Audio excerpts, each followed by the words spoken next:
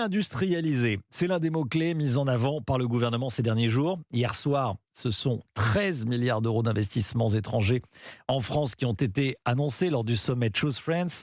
Et dans ce total, plusieurs projets de création de sites industriels décarbonés.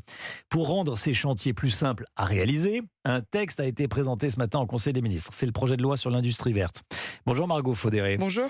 Du service économie d'Europe 1. Quelles sont les mesures proposées? Expliquez-nous. Alors, il y en a 15 au total et elles sont articulées autour de 4 grands axes. Le premier, le foncier. Pour accueillir des usines, il faut du terrain.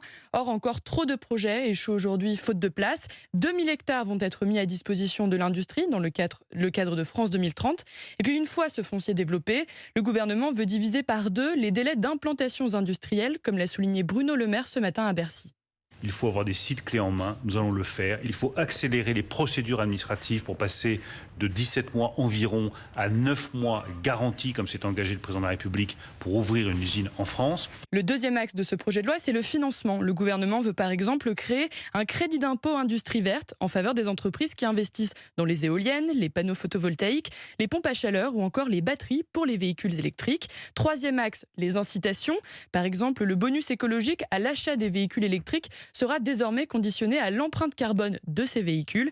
Et puis quatrième et dernier pilier, la formation et le recrutement. Le gouvernement prévoit 160 000 nouveaux emplois à l'horizon 2030 et 100 000 recrutements dans la filière nucléaire d'ici à 2027. Margot Faudéré. Merci Margot du service économie d'Europe.